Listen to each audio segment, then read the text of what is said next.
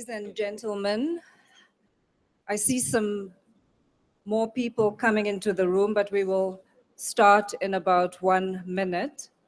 We're waiting for one of our participants from South Africa, but I suggest that we start.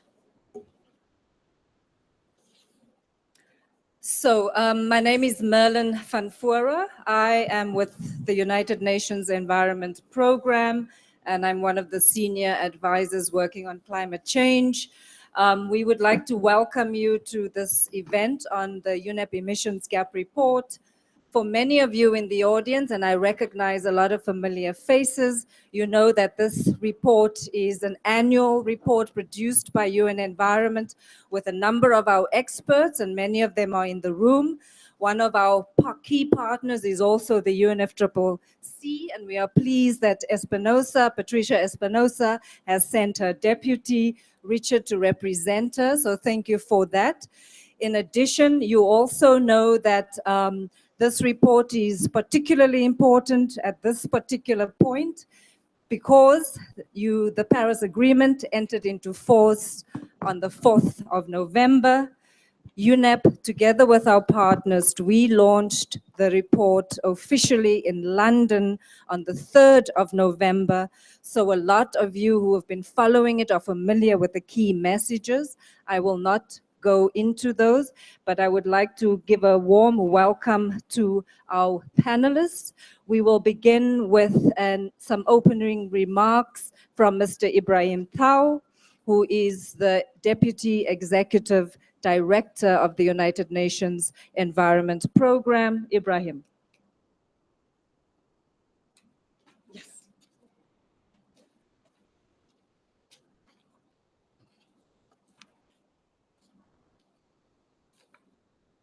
Thank you, Melon, and good afternoon, colleagues. I don't know if you hear me, but the air conditioning here is very good, and you are all in very good shape. So I hope you can have some patience to listen to me, but more importantly, to listen to the presenters. First of all, a very warm welcome to all of you. The UN Environment Program, with many of you as experts, issues on a regular basis, if we can on an annual basis, the Emissions Gap Report. And I would like to take this opportunity to thank all those of you from around the world that have contributed to this report.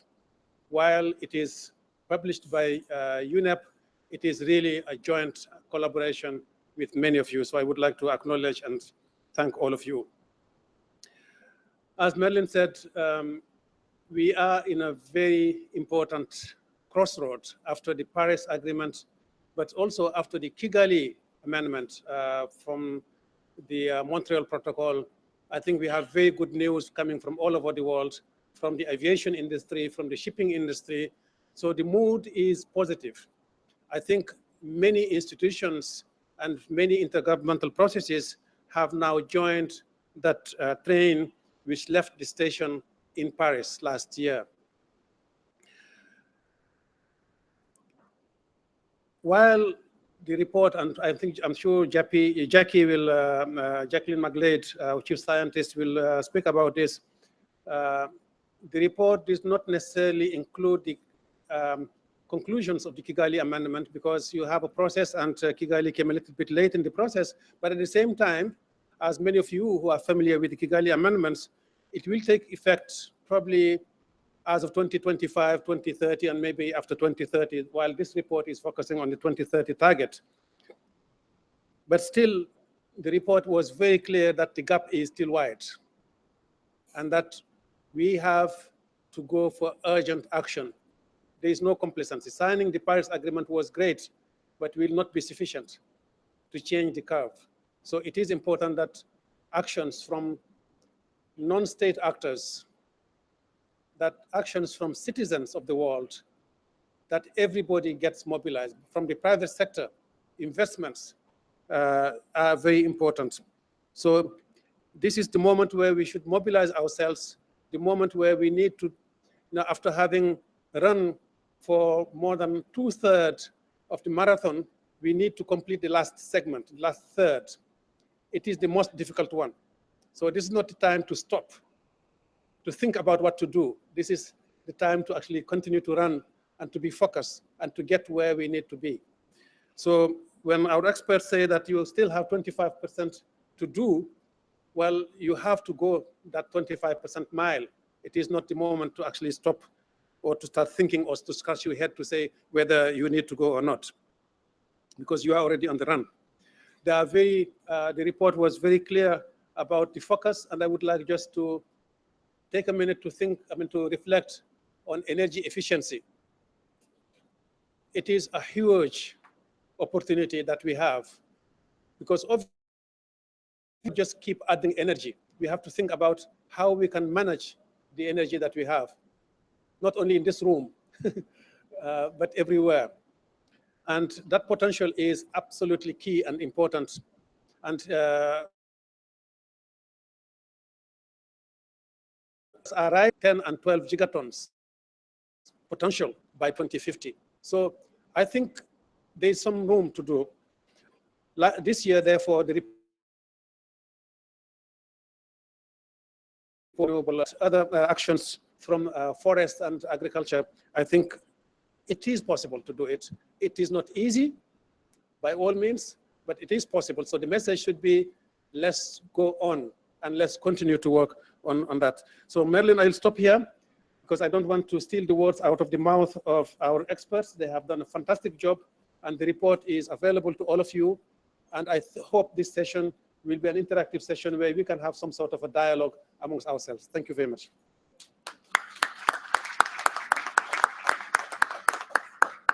Thank you very much, Ibrahim. We'd like to call on Richard Kinley, and as I mentioned, the UNFCCC Secretariat has been a consistent partner in this initiative. So Richard, over to you.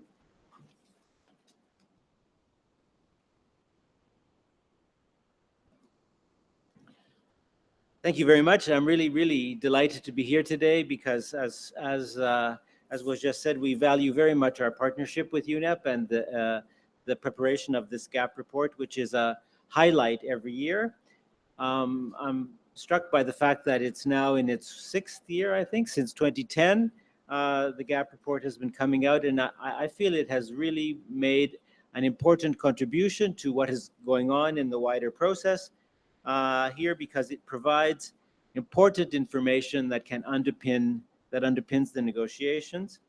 And I would even say that it made an important contribution to the achievements last year in Paris, because the story that it told was compelling and the information was extremely valuable.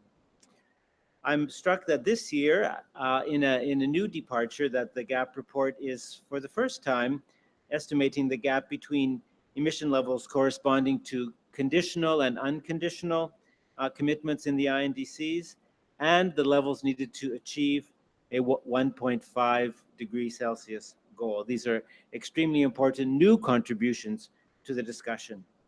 And as Ibrahim just said, the size of the gap remains significant in 2020, but also beyond in 2030. And this is a point of very deep concern. Rather, though, I would put it in a more positive way and see these gaps as inspirational or motivational. Governments and all sectors need to see this as a challenge to do more, locally, nationally, internationally, and sectorally.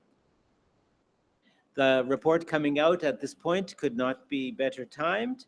We're celebrating here in Marrakesh the very early, miraculously early entry into force of the Paris Agreement, and we'll celebrate that tomorrow when the CMA opens.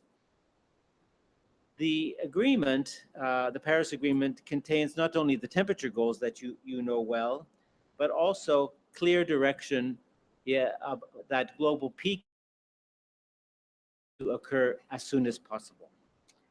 And this, I think, is a very compelling story. There is no time to lose, and the report confirms to us that global emissions are still increasing. So now is the time that we need to work stronger together, faster, so that the urgency of this task can be achieved. We need mobilization in all sectors. to meet and exceed the commitments and undertakings that have been made, both in the pre-2020 period and going beyond to 2030. I'm pleased to say that our assessment is that the progress that was achieved in the first week of negotiations here in Marrakesh does bode well for what lies ahead, and that the spirit of Paris is still alive and well. The message of this year's GAP report, I think, is also very much in tune with what we're hearing from the champions in their events last week and what we'll hear at the high-level event on climate action later this week, but also in the analyses and reports that we in the UNFCCC Secretariat are preparing, where I think, again, there's a motivational message. The solutions to this gap problem do exist, and they are cost-effective, they are scalable, and they will provide better lives for children, women, and men around the world. Another positive note is that I think it's important to underline that given information that has been released here at the COP from the Standing Committee on Finance, for example, we can say that support for implementation in developing countries is flowing and it is growing. Clearly, it's not enough, and there are issues with access, for example, but climate finance is accelerating, and the prospects for the trillions necessary in green investment are also cause for optimism that we can come to grips with this emissions gap that has to be faced. In conclusion, I'd like to underline that the message in this year's report, which resonated particularly strongly with me, is that the message of urgency. If we wait too long to increase mitigation ambition, we could lose the chance to meet the 1.5-degree goal, lock in carbon-intensive technologies, and could increase the cost of the global transition to low emissions. So my hope would be that governments and all sectors, empowered by the critically important information in the 2016 GAP report, act quickly to put the world on a path to the economic transformation that will ensure the long-term sustainable future that we all aspire to. So I look forward to hearing the details of the report, Jacqueline, and to the conversation which comes afterwards. Thank you very much to UNEP for this effort.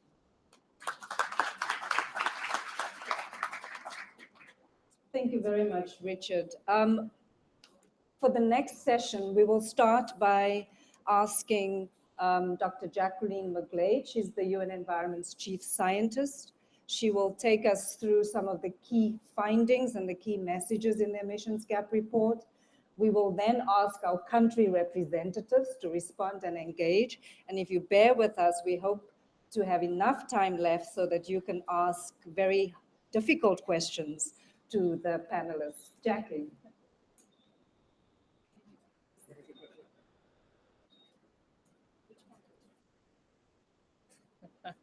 Good afternoon, everybody, and thank you very, very much for turning out. It's absolutely freezing up here, so I was thinking about putting my parka on, but that's a bit extreme. Anyway, it's sort of 2 weeks on since we launched this report in London, and this was done very purposely because a lot of the calculations help member states particularly, but also the larger civil society to situate where we actually are. And I think it's a testament to say how full this room is, that we could probably fill the room again and again, because the more we unpick this analysis, we can really help people to understand just what lies before us. Exactly as Ibrahim has said, we're 2/3 through the marathon, and you just can't afford to give up. We're very tired maybe, but we have to see the finishing line through. Next slide, please. Just back one, if you wouldn't mind, just very quickly. We are on the 7th report. The report itself has changed considerably as we've gone from the beginning to today. But what we have carried throughout the last few years is the sense of not only doing the calculations of what is missing and what we have to do, but providing solutions. So whilst this year we're going to again shine the spotlight on energy efficiency, renewable energy, and non-state actors, I would very much advocate that you look at last year's report where we looked at land use management and so forth. It is this package of solutions that we now need to really put to work. Next slide, please. So the emissions gap report itself answers various questions. How are we going to adhere to the Paris Agreement? Not just the 2 degrees, well below that, but also pursuing a 1.5 degree centigrade target. What is the pre-2020 contribution? And we'll look at that in great detail. What do the intended nationally determined contributions really look like? Do they stack up? Will this be sufficient? We'll look at that question in more detail. And how can the gap be bridged? Next slide. So the biggest message is this amplified urgency. In fact, even during the last week, as we came in, we had a sense of, well, we have to see emissions peaking at 2020, and this is really one of the main sort of hallmarks. But the more we hear about what has to happen, in fact, 2020 probably is just too late.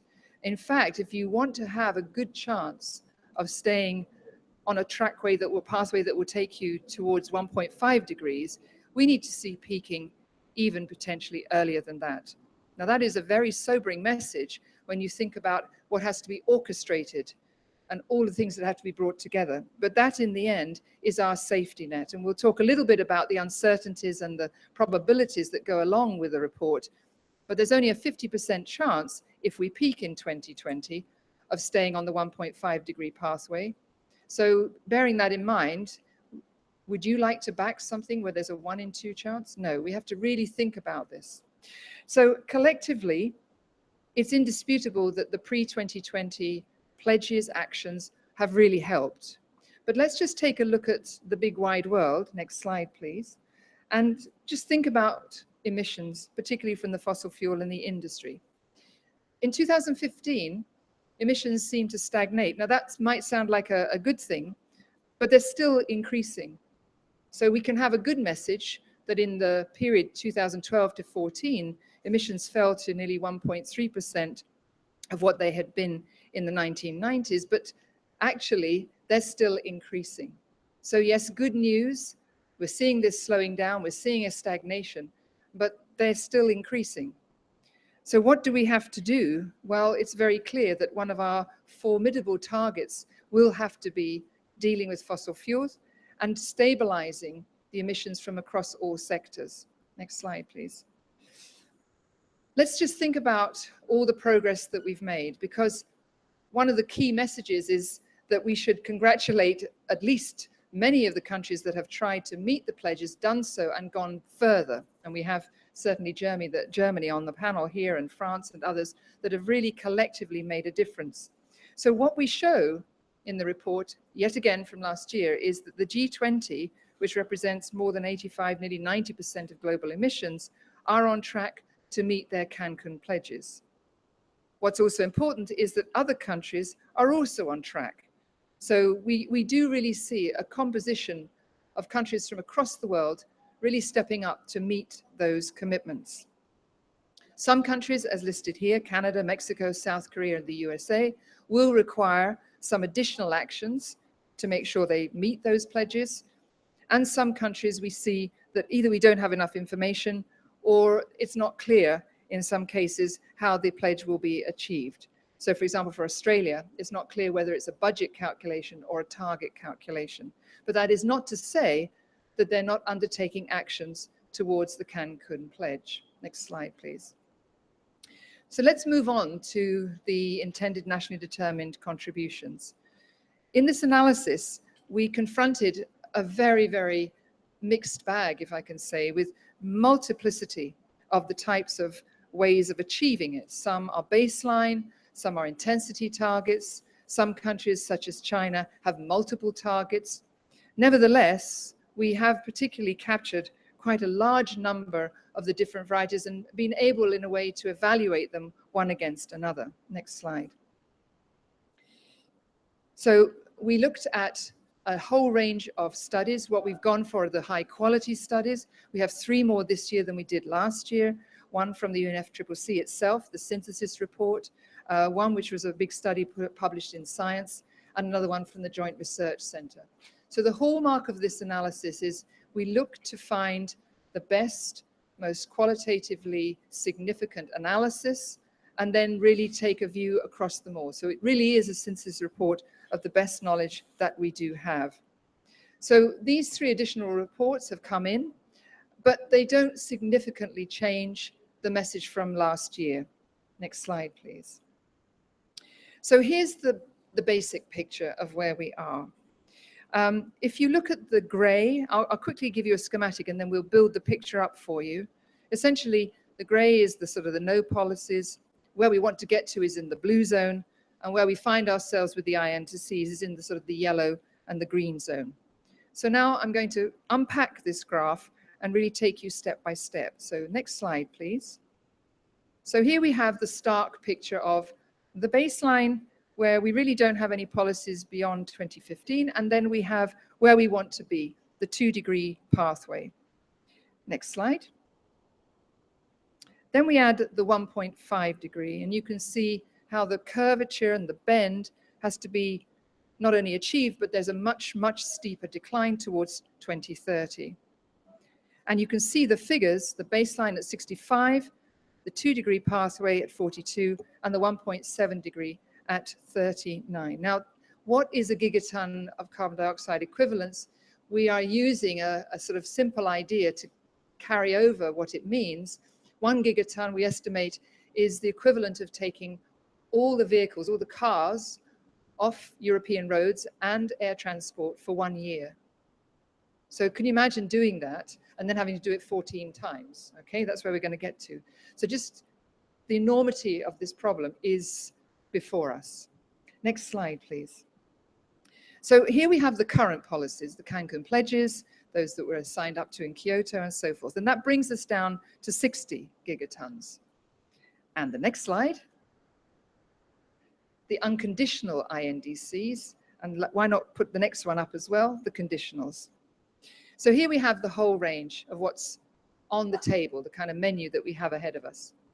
So you see that the numbers move accordingly with our unconditional at 56 gigatons, but there's a range, so we do have uncertainty built in. We have our conditionals. If that was all met, that would be very helpful. That would take us down to 54, but look where we have to get, either 42 or 39.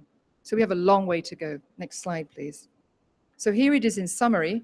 This is the difference between where we are and where we've got to be by 2030, between 12 and 14 gigatons.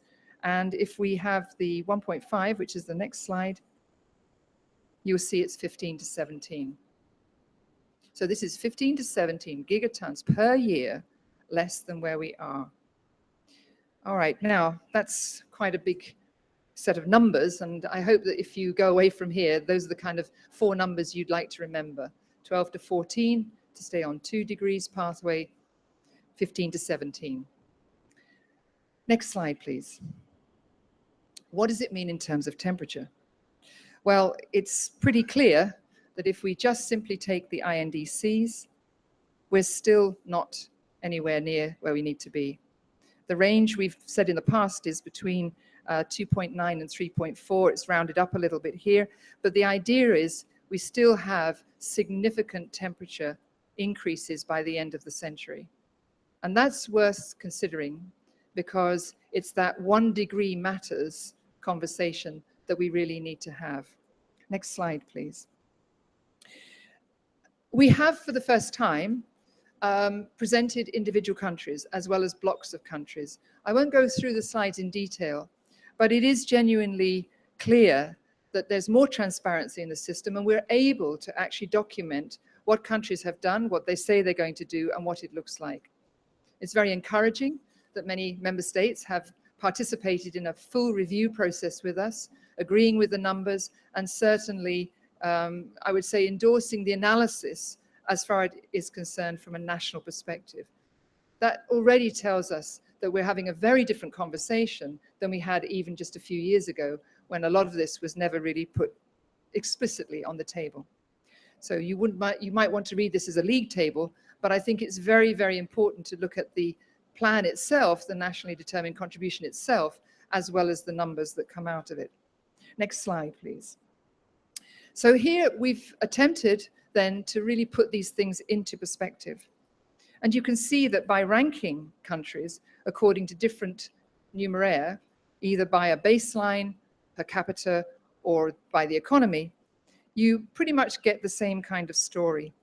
So there are those that are performing well, there are those that are not performing well, and where one would actually like to look in more depth as to why they have particular outcomes. So Turkey, unfortunately, has the highest increase compared to its baseline.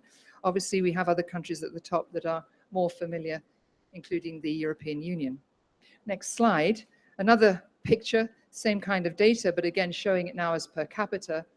And here, of course, we see very clearly the manifestation of countries such as India, which have a very, very, very small, relatively speaking, per capita emissions, and countries such as Russia and Saudi Arabia, which are, despite all attempts, nevertheless producing significant levels over those of their counterparts. Next slide, please. And the final one in the report, you can see this is really where we match it across the economy, the emissions intensity of each national economy. So if you want to look at where gains are being made, this is probably one of the better ways to actually understand how the economies themselves are performing. Next slide, please. How can we bridge the gap? Well, this year we really spent a lot of time looking at non-state actor initiatives. And this is, I think, a singularly important message. We tried very hard to ensure that there was no double accounting. We can't be absolutely 100% certain there isn't some, but we did do a very strong due diligence effort to ensure that we were trying to give the clearest signal that these climate commitments, more than 10,000 of them, are really able to contribute to bridging the gap. So there's quite some variability in these initiatives. Some are much more consistently reported on. They sit within frameworks. They're already part of large international coalitions. And there are others which are coming up from communities, from cities. But I think any of you who've been here for the last week will have seen the singular request to have more transparency, more accountability, and really to try to stabilize how we will actually make comparisons between these different initiatives. So the contributions can be and are, I would think, highly significant from these kinds of initiatives. We see that perhaps they might lead to anything up to 4 gigatons per year, a significant amount. Next slide, please. Within that setting, though, of course, we have really a sectoral view that is going to really shape the conversation. So energy efficiency, absolutely. And if we take that as one of the leitmotif of our conversation, and we look at it in terms of buildings, in terms of industry, in terms of transport, the kinds of numbers are impressive. If we think about the emissions reductions by 2030, focusing on energy efficiency alone, is 6 gigatons, 5.9 gigatons equivalent for buildings, 4.1 for industry, 2.1 for transport. So these are genuinely worth going after. So energy efficiency really remains the kind of top dog in the kennels. But we have last year provided evidence of what good land management can provide. It's a very wide estimate, it has high uncertainty, but we saw somewhere between 3 and up to possibly 9 gigatons, although for a limited period, because of course we run out of land, we can genuinely make contributions from proper land management. So if we add to that ICAO, which is potentially nearly half a gigaton, we add the HFCs and the contribution from Kigali, we can see that these are all potentially able to contribute.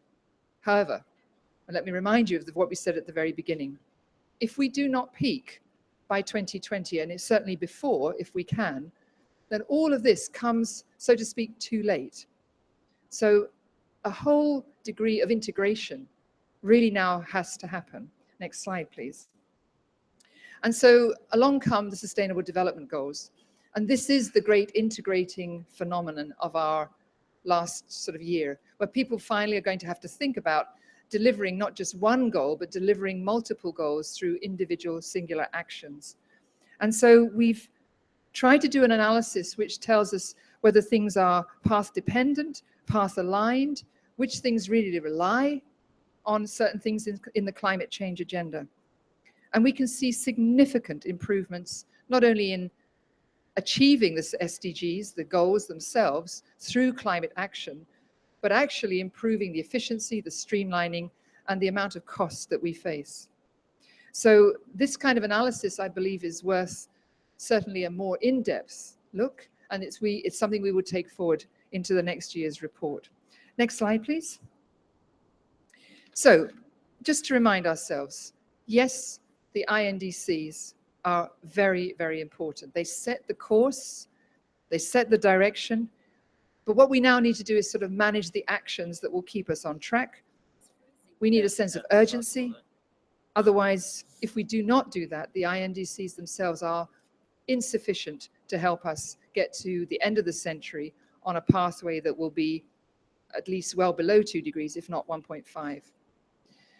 The report talks to many things. It talks to technologies, to BECS, as they're called, all the different ways in which we can deliver negative emission technologies. They've been discussed at great length. Another contribution that UNEP is putting on the table today is the laws and the regulations, for example, for energy efficiency and renewable energy.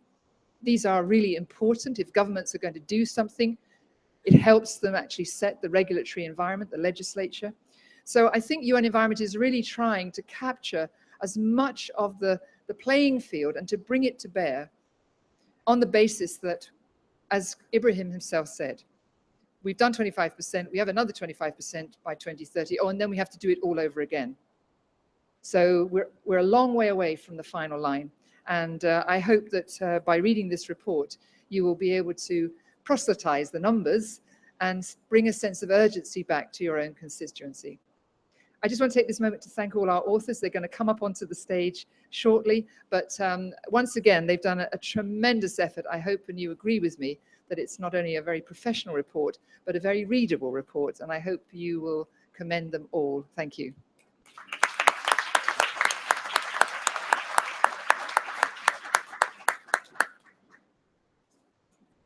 Thank you very much, Jackie. We're getting into the last part of our session. Just before we hand over to you to ask questions, we're going to open up to our country representatives.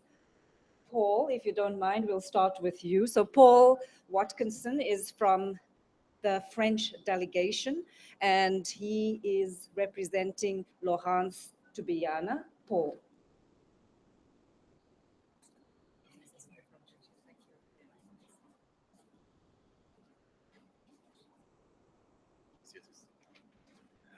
Yes, thank you, Melin. And first of all, the apologies from Laurence Tubiana, the climate ambassador of France and champion.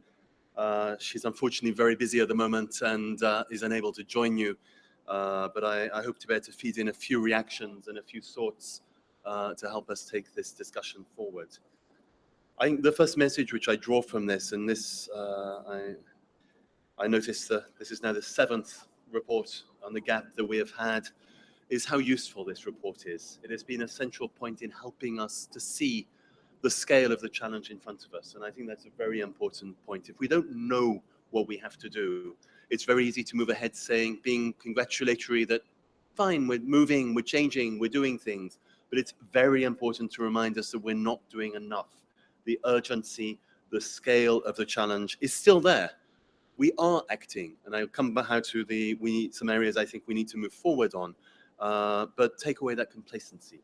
We cannot be complacent. We have a huge challenge to do, and we have to use all of the tools we put in place, make the Paris Agreement work, use the action agenda, use our national action, and mobilize the action of other players, because unless we do all of those, we will not keep under the 2 degrees, let alone the 1.5 degrees that we have set ourselves. But it is possible to do so, and I think this is the challenge we have. So the message I take from this is the need to go beyond what we said we would do, that is our INDCs. How do we build on them? How do we go further in the implementation? Find out what more we can do, and I think the initiatives we've taken in the past few weeks, even in Kigali on HFCs, it may not kick in terms of those reductions very much before 2030, but it will be a major that amendment to the Montreal Protocol will be a major input in terms of the long-term saving. The work with aviation and maritime must also come in. So looking at those areas we hadn't addressed yet was vital, and we still have more to do in those areas. And then we have to use the Paris Agreement to its full. We're working out how the rules of the Paris Agreement work. Jacqueline McGlade in her presentation pointed out that it can be difficult sometimes to assess the impact of the INDCs that have been put forward where definitions are not clear. Having clear definitions, the rules we're elaborating now will help us in improving that. That's not the only reason for doing that, but that clarity, that understanding, it's also about helping manage those policies so they will deliver. And I think rules are important, not for the sake of it, but because they're useful when you're a country, a party, developing your policies and implementing them. I will not say very much about what we're doing in France or Europe more generally, since that's not the main aim, but I'll make a couple of remarks which help me touch on a point which I think will be one of the things we can do more. We in France have put in place our law on energy transition, which was approved last year, and which sets out our carbon budgets up to 2028, and it underpins our 2030 target as part of the European Union.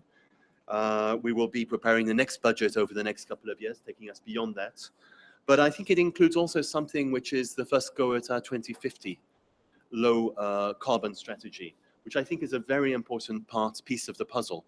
It was one of the invitations in the Paris Agreement to all parties to produce long-term, mid-century, low-emission strategies. And on Wednesday, Laurence Dubiana and Hakim El Haiti, as the champions, will be launching a platform in that area. And I think that is another tool that we can all use, looking at where we need to be in this carbon-neutral world in the future. And what does that imply for the deep changes we need to undertake from now on as we develop our policies and implement them? It's an extra perspective, which I hope can be looked at further as well in the context of overcoming the gap. It doesn't take it away, but it helps us to think how our policies can be more effective, more targeted, what we need to do on the research side, the organization, the infrastructure side, because those changes also need to be brought forward. It's not just a peak in emissions, it's those deeper changes to prepare the future.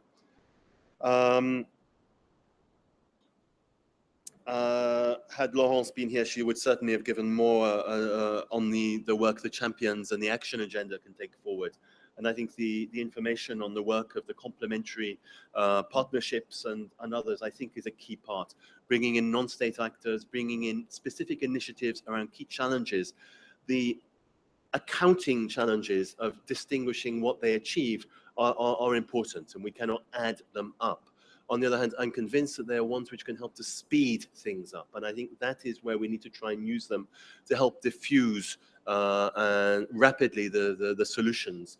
I really like it when cities come together to work and share their experience in urban challenges, for example. That's one of the key areas where these different players come in. And that those key actions can not only be taken, but they can be shared and sped up and be much more effective because of it. Two more things, and then I will finish my reactions to this. One, I think we need to think more about how parties implement the INDCs, the NDCs as they now come forward, in terms of capacity, in terms of the creation of institutions, the creation of real capacity to do more. Because quite a few of the INDCs were created fairly rapidly by many parties with support, with help. They are very important documents, but they now need to be turned into real legislation, into real public policies. That in itself is a very important stage in also contributing to reducing the gap. But it's also a stage which is vital for being to do more in the future, because the institutional capacities, the structures within government, the mobilization of universities, all of these elements are things that countries can use to speed up and do more in the future. And they will also be very relevant for our coordination with other actors, non-state actors, and other initiatives.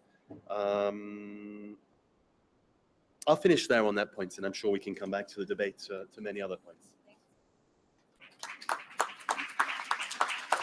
Thank you very much, Paul. And we'd like to call on Maria Krautsberger, who's the president of the German Environment Agency. And thanks for your patience. We know that you have to leave shortly. Thank you very much, especially for the presentation of the GAP report, which was really one of the important events here. at the COP. And apart from that, it's very windy over there at the edge of the table.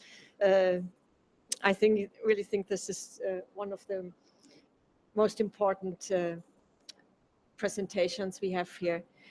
So thank you for the invitation, and let me also say in the beginning that since 2010, the UNEP Emissions Gap Report is and it will stay such an important cornerstone for information in advance of all the COPs that will come in the future and which have been there, simply because it's the benchmark for the international climate policy. Since 2010, the GAP report assesses if the ambition of the greenhouse gas emissions reduction pledges is sufficient to keep global warming below 2 degrees. And up to now, of course, the GAP report is more a warning instrument, but in the future, in someday, it will also give us the hope that we will reach our goals. Well, this year, and that Jacqueline McLeod showed very clearly, the report explained where we are after the numerous ENDCs that have been submitted, and we realized that these national contributions are not yet sufficient. It's not really surprising, but it's necessary also to state that. The new GAP report demonstrates very clearly that we are not on track yet to achieve the goals of the Paris Agreement. But even if the current NDCs are not sufficient enough yet, we should remind ourselves about the uniqueness of this process that took place before in Paris, and that almost all states submitted their INDCs, and for some of those countries, it was the first time that their entire administration dealt with the issue of climate protection and goal setting, and we should never forget that this was really an important step. It was crucial because we will need to engage all sectors, as we have seen, and the whole of society for the necessary transformation ahead of us. Well, what does that mean? I think it's also very important in the future, in the close future, to make use of the mechanisms of the agreement in place, and that we are able to create a momentum again and again to increase our ambition. I know that's not easy. I'm also following the debates in Germany, which are not easy, and nevertheless, I think we have to manage to create these momentums. And that means, first of all, the facilitative dialogue in 2018 and the subsequent submissions of new and more ambitious NDCs in 2020 is a key element here. It will force all countries to ask themselves regularly about their own measures, and we will repeat this process every 5 years based on the global stocktake starting from 2023 on. Another instrument is crucial to bridge the gap. If we plan for the long term, we also have a better orientation on what needs to be done in the short term.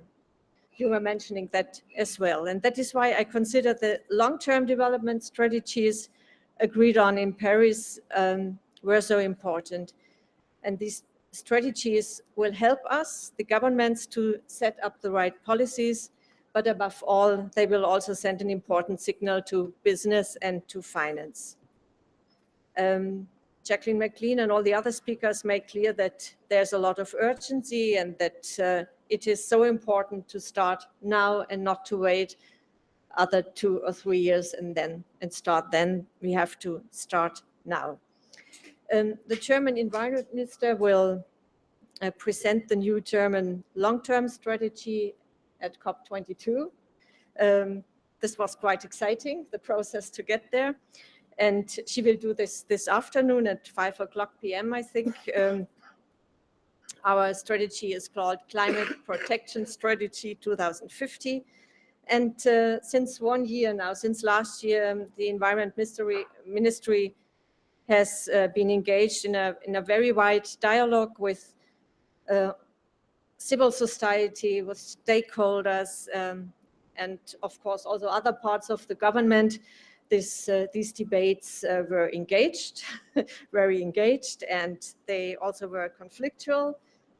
But finally, they ended up at a certain point now, and Germany is able to present this strategy, which I think is important in itself. Nevertheless, our part from the German Environment Agency, we think it's not ambitious enough, but this probably will always be the case. And that brings me back to the start. Similar to the INDC process, such a broad, a transparent and open discussion is so important, because in the end it will be the only way to bridge the gap that has been presented to us today.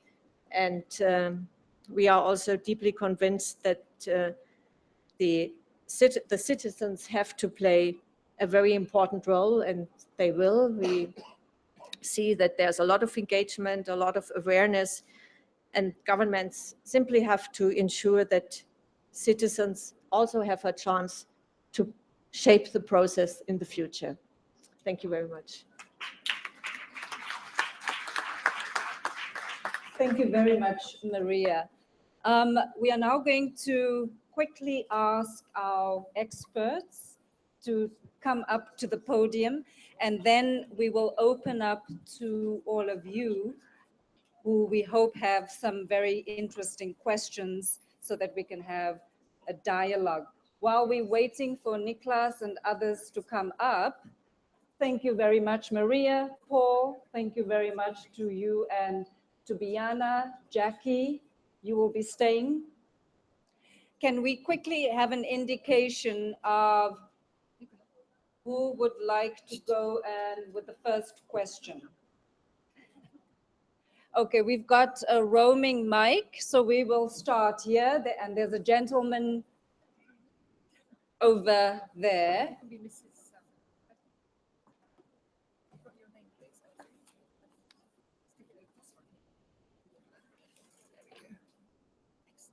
Do we have another roaming mic or only one?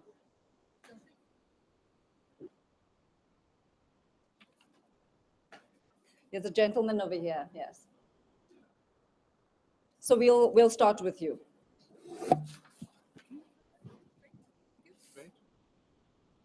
Hi, thank you. So first of all, I just wanted to thank the authors of the report, especially Niklas, who has actually been a major player in what we've been able to do. That 3 years ago, we took on a project for civil society to end the climate crisis, not just mitigate or adapt.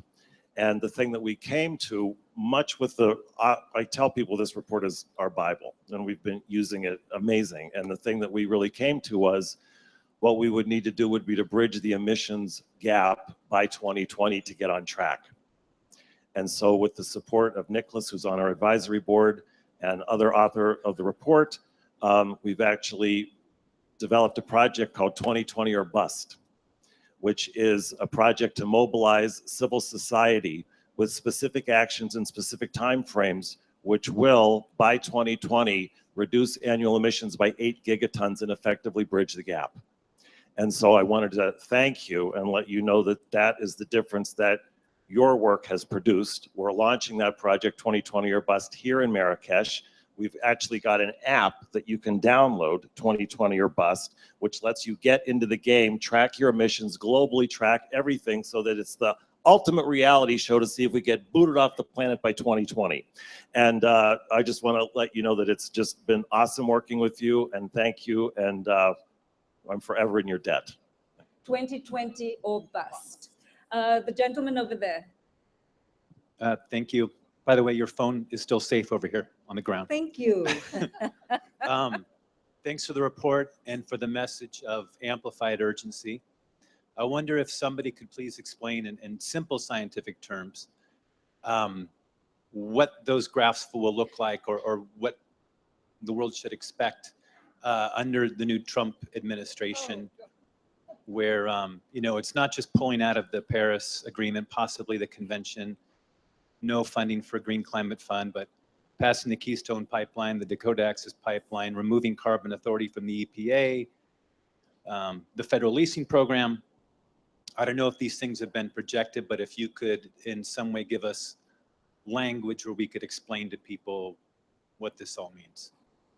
Thank you. So we have our first, what happens after Trump takes over as the President of the United States? We'll take that question and we'll take a few more before we turn to our panel. There's a gentleman over there and one here. So we'll take that one first and we'll come to. Thank you, UNEP, for this report, and thank you so much also for pointing out specific sectors where you see that there's huge room for improvement. I would love to hear some best practices within those sectors for us to bring home. Thank you. Thank you. Hi, my name is Stientje van Veldhoven. I'm a member of the Dutch Parliament, and we are currently ambitiously discussing what we need to do to reach the Paris Agreement goals. A lot of very interesting figures and messages to take home in this report, but there was one message which is like an elephant in a room, which I didn't find in the report, and that's coal-fired power plants. So why is there no clear message to be sent out to the world that we should not fuel our rise in energy demand by coal-fired power plants? It's the cheapest way to avoid CO2 increase, and that's the reason why the Netherlands is currently discussing how we are going to close all of our coal-fired power plants. And it would be such a great and strong message if the fact that this is the cheapest way to do it actually resonates throughout the entire world. Thank you. So we'll pause there. We have 3 questions. We have the Trump question, we have the give us examples of best practices, and then we have the coal-fired power plant question. Nicholas, I'm just going to pick on you. Oh, yeah, now it is. Thanks a lot. Yeah, Nicholas Höhne, New Climate Institute. The question on Trump, well, you would have if I had a crystal ball, I would know what will happen. What we have in here right now is that the US would have to implement new policies to meet its INDC. So in the scenarios here you have seen in the Gap report, the INDC scenarios assumes that the US meets its INDC. And we see, if we look at trajectories with currently implemented policies, that the US emissions would be stable and the US would not reach its INDC. But that's with currently implemented policies. That includes the Clean Power Plan. If the Obama administration does not implement additional policies, then US would not meet its INDC, and we would be a bit above that trajectory that we have here. If Obama administration does reverse existing, the Trump administration does reverse existing policies that the Obama administration has implemented and does other things, then emissions could rise even further. But I won't speculate whether one or the other will happen. We'll have to see, and there's a huge uncertainty. I think what's even more important is what's happening outside of the US. And there's, well, 190 INDCs out there that may be implemented or not. I think they will be, because some things are unstoppable. Renewables have been becoming so cheap. They are a major part of the INDCs of many countries. And I would assume that many countries continue with that. Another unstoppable development is electromobility, I think, where major shifts in the markets are seen, and that will also continue. So I'm not resonating yet that the gap will be larger or not. I think there are things still happening, and we will see what the Trump administration really does in the end. Thank you, Nicholas. The best practices question, who wants to take it? Jackie, John, Michelle, Yuri? Michelle.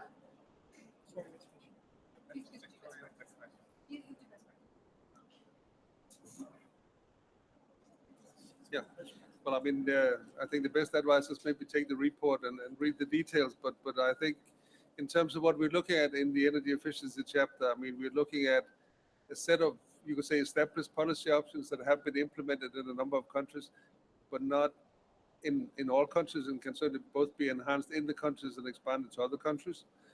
So we're looking in the buildings area, we're looking at energy codes and building codes, and we're also looking at new high energy efficient buildings, information and performance certification. In the industry area, we're looking at energy management, ISO 5001, energy performance monitoring, energy standards for industrial equipment and ESCOs. And in transport, we're looking at vehicle fuel economy standards that many countries are putting in place, electrical mobility possibilities, where it's happening, what is needed to make it happen further. And then also to look more at freight transportation and more sustainable logistics. So there's a number of distinct examples where we look at what's happening already, what does it take to make it work, and how can you replicate it in other countries and expand it. So the last question was the coal-fired, in relation to the coal-fired power plants. Wait, before you do that, I just want to say, we didn't bring copies of this. This is the UNEP Guide for Energy Efficiency, Renewable Energy Laws, but in it, it's online, are many examples, practical examples of putting in place different legislation and the underpinning best practice that had to be cited to do that. So I really do commend you to go and look at this as well. Thank you. Yuri, will you take the question in relation to the coal-fired power plant? Yeah, in relation to the coal-fired power plants, I mean, it's just a question of where the focus and where the report decides to focus on. We kind of traditionally focus on the emissions in the first place, and then we give a few examples of best practices of where we can make a difference. Coal-fired power plant, or actually in particular the shape of the energy system has not been one of those particular foci, but maybe. In fact, what we'll do tonight is discuss what next year's report should contain. And there's no doubt that between coal-fired power plants and peat and land, we've got two very big candidates that we need to consider and bring the elephants into the room. Yeah, thank you. Thank you for that. So let's take another round of 3 questions. I know there was somebody in the middle. Mete, there's a gentleman just in that middle row where you're standing. And then one here, and then I'll go right to the back. Yes. Hello, thanks for putting this report together again, and thanks for being here. My name's Brian Bennett, and I'm a research assistant at the University of Maryland. I work with an empirical model of global climate we developed on campus. So I'm a numbers guy, and I want to know how you came up with your 1.5 and 2 degree pathways. And I saw that you showed the report. I was wondering if there's a methods section in there as well. Thank you. Thank you. Yes. Thanks a lot for this excellent presentation. My name is Ethem Can Turhan from Istanbul Policy Center. My question is about what Jacqueline has mentioned in her presentation as unproven technologies for the long-term mitigation, which is basically BECS, CCS, and so on and so forth, as I take. So since you've already mentioned about the topics to be handled for next year's emissions gap report, what's your take on the use of CCS in these long-term scenarios? Because I guess looking at INDC, some of them assume the use of CCS as well, BECS as well. So what's your take on that? Thank you. Thank you. And then right at the back with the hand waving, and we'll come back to the next round. I'll acknowledge you. Thank you. My name is Willie Schubert with the Earth Journalism Network. And my question, similar to the first one, are there assumptions for negative emissions in the 1.5 and 2 degree pathways? So not that emissions will be reduced, but they will actually be sequestered. And are there similar scalable, existing and economically viable solutions for achieving that? Or is that going to require some magic? Thank you. So we have 3 questions. The numbers, how did we get to the, how did you come up with the 1.5 and 2 degree? I'm going to give that one to Yuri. Yeah, so actually probably my response here will cover a few of the questions. Actually, first, where do we get our pathways? So the UNEP Gap Report is basically a science synthesis report. So we pull together what is already published in the peer-reviewed literature. So our scenarios are therefore scenarios, most of the time energy system models that have been published in the peer-reviewed literature. What we do is often we reassess their temperature outcomes, and then we group them based on which temperature outcome they achieve, 1.5, 2, whatever, with which probability. And so we have a method section of how we select those scenarios. For the really detailed assumptions underlying those scenarios, you would have to refer to then the underlying peer-reviewed papers in the scientific literature. Then on the unproven technologies, negative emissions, most of the scenarios that we use now do indeed assume negative emissions technologies, in particular BECCS. Over the past years, this is not our default choice. Over the past years, actually, from the first UNEP Gap Report in 2010, we have pointed out that there is a clear trade-off between delayed action and reliance on negative emissions. And whereas in the first UNEP Gap Report, we still showed options to stay below 2 degrees without the use of net negative emissions, now actually we don't have pathways available anymore in the literature that do so. So that's why all our pathways now include negative emissions. On the same hand, at the same time, in our report, we also clearly point out that the more we do in the near term, the less we rely on these negative emissions, which are uncertain and of which particularly the ultimate scale is uncertain. So this is also a call for urgency of near-term action. Thank you, Yuri. Anybody else from our lead experts want to delve into any of the 3 questions? No. Let's take another round of 3 and we'll start over there. Yes. This is Vidya here from the Hindu newspaper in India and also with Journalism Network. Today morning, there was a presentation by Carbon Budget in which they showed that CO2 emissions are flattening pretty much. So because the emission gaps reports shows that emissions are going up, I would like to know whether there are other GHG gases like methane or nitrous oxide, which are contributing to this rise. And so if there is some insight into the proportion of which gases are leading to more emissions right now, that would be useful. Thank you. And the gentleman over there. Thanks, Matt. Asim Zia, Institute for Environmental Diplomacy and Security, University of Vermont. I really think that the emissions gap that's been presented is really an underestimate because of the 3 fundamental assumptions. One is the 100%. We can't hear you. Okay, so is it better now? Much better. So Asim Zia, Institute for Environmental Diplomacy and Security, University of Vermont, and I think the emissions gap that has been presented is an underestimate for 3 fundamental reasons.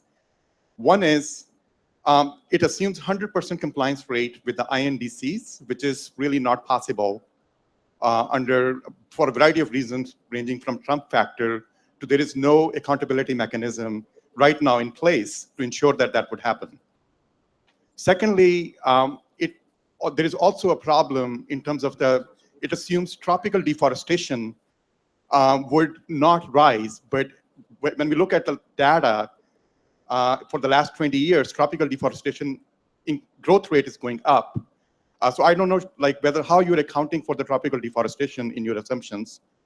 And thirdly, there are nonlinear tipping points that might happen that basically permafrost might release a lot of emissions. I don't know whether you're accounting for those scenarios of nonlinear tipping points. And I think that pointing the mean estimates without the uncertainty around those mean estimates may lead to an assumption of optimism that your numbers are correct. So providing the confidence interval is really important. So I would like you to comment on that. Thank you. Thank you.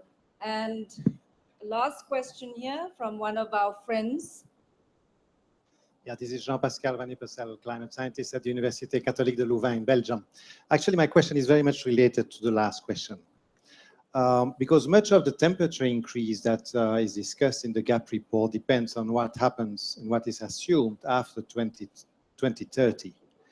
And you don't talk much about how, I mean, I know it's in the details of one of the papers, etc., in the supplementary material. But that's one way of doing things. I mean, it's in a way an optimistic hypothesis. And I wonder it wouldn't be very interesting, as also suggested by the last question, to expand a little more on some worst hypothesis in that area, because the NDCs are very silent about what happens after 2030. The last thing I would like to say is actually a comment.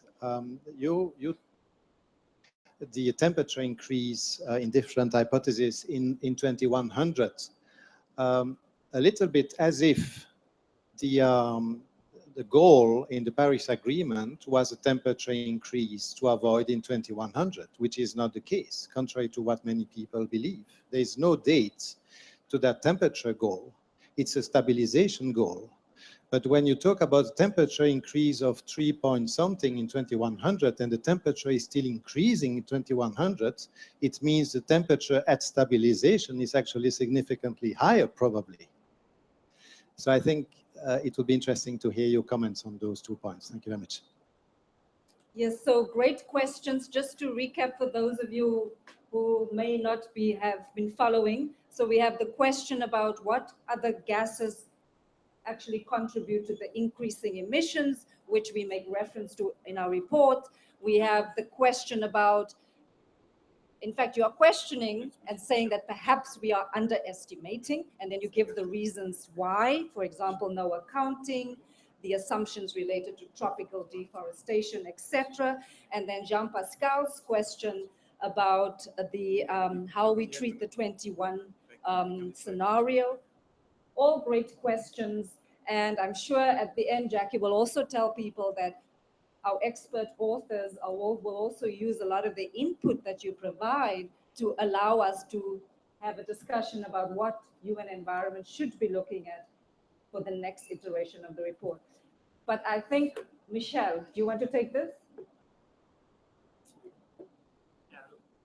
Yes, I will take the question around all greenhouse gases. So in the UNEP Gap Report, based on a study from Joint Research Center and PBL, we also have looked at the global CO2 emissions, and there we see that the CO2 emissions stagnated, as already explained in the presentation. But this is only for the fossil and industry-related CO2 emissions. If you take into account all greenhouse gases, then we still see an increase. That's in our EDGAR database from PBL and Joint Research Center. And well, these numbers for the year 2050 are not available, but earlier, if we look at 2012, we still see an increasing trend. So this is for the history. If we look at the future projections, well, as already said, right now there's signs of stabilization, but it doesn't mean that it will continue on long term. And if you look at all these projections from the INDC, we see basically that we take, for example, China, there is an increase compared to 2010 levels of around 30 to 45% in the emissions according to the INDC studies. These 10 different model studies that we have taken into account. But it all shows also the peaking, but that is only CO2. But if you take into account all greenhouse gases, it also leads to an increase in the emissions. So yes, there are signs for stagnation, but it's too early to say that it's permanent, and it doesn't mean that for all greenhouse gases, there's also stabilization. Thank you, Michelle. Nicholas? Yeah, on the question whether it's an underestimate, one thing, the scenarios that you have seen there, the INDC scenario indeed assumes 100% achievement of the INDCs. That's the definition. Yeah. Above that, you see a scenario which we call current policies that shows how emissions would develop with the currently implemented policies. That scenario is higher. So it does tell you that countries overall have to implement more policies in the years to come to meet their INDC trajectory. We do not make an assumption or assessment on the likelihood of them doing this. We have not assessed it. I think my personal view is there are some countries where it's likely that this will happen, that they will achieve or even overachieve their INDC. And countries like India and China are in that category, actually. And there's other countries which are not so likely to meet it, like the US right now. But it remains to be seen.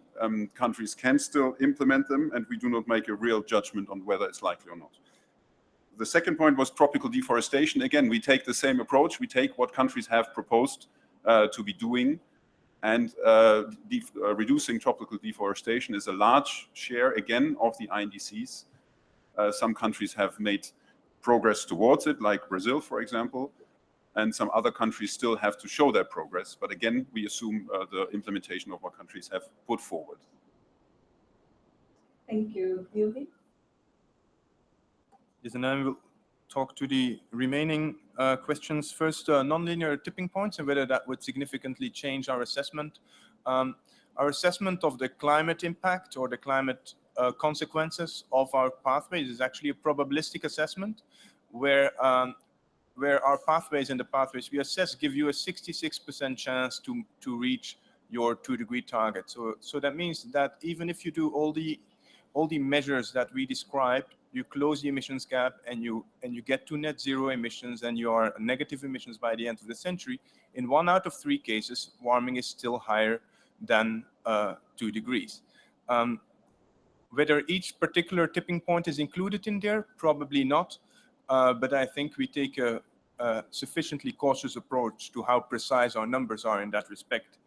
In the end, there was also the question of Jean-Pascal Van Yperseel on that we are reporting on temperature in 2100. That's indeed the case. You have to stop somewhere, and indeed under current projections, temperatures are not stabilized by 2100. That brings me then to the last question on what we assume after 2030. Indeed, the INDCs go maximally until 2030, so we have to make assumptions there. And there we make the assumptions that efforts that are implied by the INDCs until 2030 continue until the end of the century. This is kind of our interpretation and our translation of the provision in the Paris Agreement that INDCs have to be sequentially more and more ambitious, and there is no backsliding provision.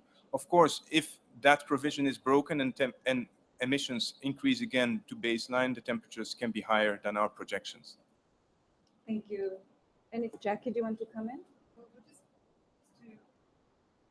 Just to come back on our German colleague, I mean, the fact that we now are beginning to see other countries joining Germany and coming with climate protection strategies from 2050 gives us another staging point to work back from. So clearly, in the coming year, we hope to see more of those strategies, which can then give us a greater understanding of what will happen between 2030 and 2050. We have time for one last round of questions. And here's one here in front, Mette, and there's one right at the back. Anybody else? Okay, we'll take those two. As a lot of the questions have described, understanding technology and policies through the century through IAMs or any other approach is a deeply uncertain exercise. So what would be your greatest advice and your greatest caution in terms of how IAM results should interface with other lines of evidence, other judgments, other decision-making approaches in figuring out what governments and businesses and everyone else should do next?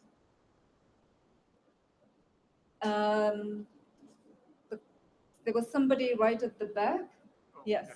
Hi, I'm Simon Donner, a climate scientist from University of British Columbia in Canada, and I was just wondering if it's possible for any of the people involved in the report to comment on the capital lock-in from existing energy infrastructure, so a coal-burning power plant that was built last year, and how the scale of that compares to the numbers in the report. Thank you. Thank you. So we have two questions. The IEM question, the Integrated Assessment Model question, and then the last question, which I didn't quite capture, but I'm sure that our panelists have. Who would like to take either of those two questions? Yuri?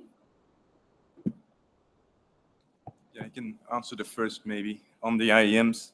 Yeah, IEMs, for people that don't know, is integrated assessment models. These are complex models that try to draw upon the insights of many different research communities or disciplines, for example, energy systems modeling, land use modeling, the climate community, and so on. And these are very dominant in the scenario development community, and their scenarios are often used in assessment as these. And so the question was whether these, what the role is of these IAMs. And I think the role in their interface is to kind of scope and to kind of look at the landscape of what is possible. But I think to also inform action, one has to draw upon the insights of many other communities. And I think that's, for example, something where the IPCC is turning towards, and they are starting to kind of draw upon other research communities that more look at policy and really how things actually happen on the ground. So yeah, I think they play a central piece, but they're not the only piece to actually understand how things can happen in the world. Thank you. Niklas? Yeah, there was a question on capital lock-in, if I got it correctly. The question there is, if we build infrastructure today and we see the stringent reductions in the scenarios towards 2 degrees and 1.5 degrees, whether that works well together or not. And well, basically, we have in the report not analyzed this in detail, but the question still remains. You've seen the scenarios that go down to 1.5 degrees, a very steep reduction. The Paris Agreement basically says we have to go to 0 emissions and it means by the middle of the century. That means an infrastructure that you build today that still emits in 40 years to come is actually not compatible with that kind of a trajectory, and therefore may become a stranded asset or basically has to be turned off before the end of its life. And the main questions are around coal-fired power plants. Are they appropriate for those kinds of scenarios? The concept is clear. We need to go to 0, and any infrastructure that's long-lasting, that is emitting for a long period of time, is probably not consistent with such a scenario. And every investor will have to decide now whether to go for such an investment or not. Thank you very much. We are right on time, and I think we should all give our panelists, but they also our expert lead authors who give up a lot of their valuable time to UNEP to do this work every year. So Niklas, Michelle, Jury, John Christensen, thank you.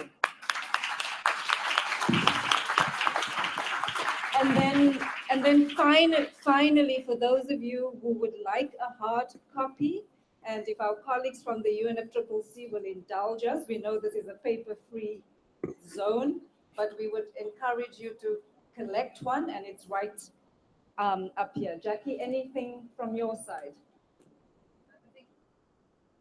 I think just to say that these numbers are as robust as they can be. There is a probability on them, but we really would like you to go away and think about all the different sectors and all the different parts that need to be brought together, because whether it's 12 or 14 or 15 or 17, there's a lot of gigatons that have to be really dealt with. So we just leave you with that message, and we take on your ideas for next year's report. Thank you again, and thank you to all our everybody. authors.